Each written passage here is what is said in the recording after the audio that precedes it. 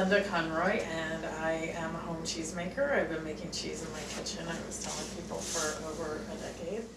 I'm a big fan of farm fresh raw milk. I think that's the best milk to make cheese with, but if you don't have access to that, I'll tell you what your options are. But we're going to start out by making cultured butter. And the reason that I start out by making cultured butter is that it actually demonstrates the concept of bacteria and cultures and enzymes and all this stuff, because we have to understand that a little bit to be able to understand how to work with this stuff. Because and I always like to say, you know, we live in this culture that's so antibacterial. But if you're working with fermented foods or cultured foods like cheese making, you're working with bacteria, and you're working with the beneficial bacteria. Okay, so I have this culture, it's called Pima, and it's a Scandinavian culture that they discovered when the cows were eating a certain plant called butterwort. Their cream would taste a certain way, and the milk would actually, or the cream would actually coagulate a certain way. And so it tasted really good, so they really liked it. And so they learned to isolate it into a little freeze-dried powder form and then distribute it. And so probably, I don't know, like 10 years ago, a friend of mine said, I have this culture in my freezer, or my refrigerator, I don't remember where she had it. She said, I'm not going to do anything with it, do you want it? And I'm like, okay, I had no idea what it was. I'm like, okay, followed the instructions, made it, and have kept it going ever since. And so it's kind of neat that, you know, I've had it for that long, and then I've distributed it to all of my classes. I use this to make cultured butter. I also use the cultured buttermilk that comes from the butter as my starter for my feta cheese. So it's got more than one application. You can also make a real simple Pima yogurt from this. So this is my starter. This has the bacterial culture in it. So I'm going to use this basically to feed my cream. Now, if I didn't have raw cream, I would use purchased pasteurized cream. And this is just one brand. There are lots of different brands out there. You can have that around. Sometimes Grassway Organic Farm, where I get my milk, has it. So I'm going to just take a little bit of cream off of here and start feeding this. And when I'm saying feeding it, literally these love sugar, the bacteria, and so they're going to eat the milk sugar and break it down into other things like enzymes and things that, and other bacterias, vitamin C, other nutrients that are beneficial.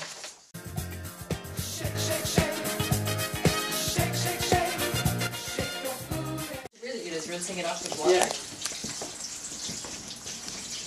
And it's like I said, it's washing more of the buttermilk away because you don't want that sourness in your butter.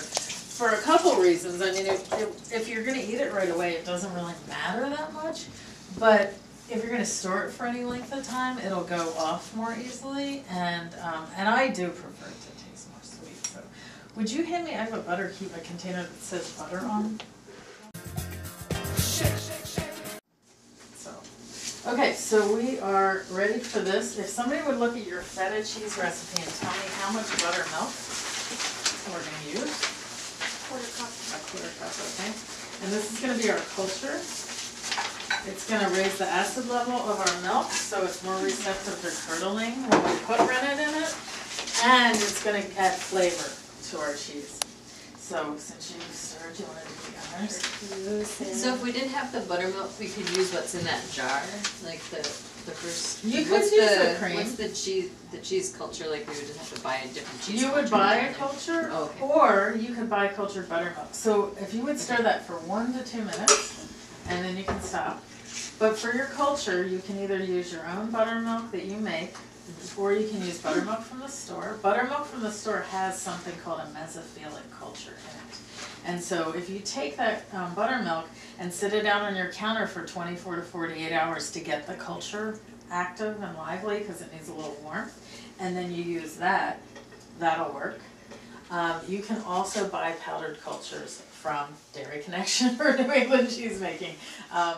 What's that? What did you just pour out of them? I just pour, this is kefir, oh, it is. Okay. But it still has the culture in it. And the longer it sits, the more sour it gets because it gets more acid. And so this is pretty sour, so it started to separate on its own. Now this has some yeast in addition to the beneficial bacteria. Yeah.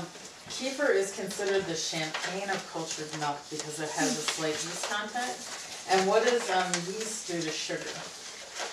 Eats it. Yeah, gross. Yeah, but what is it? What's it It produce? ferments. Air in there. Well, yeast makes alcohol. Yeah. So that's why they call it the champagne of cultured milk. It says a slight alcohol content. It's a little kind of effervescent and bubbly, kind of like champagne.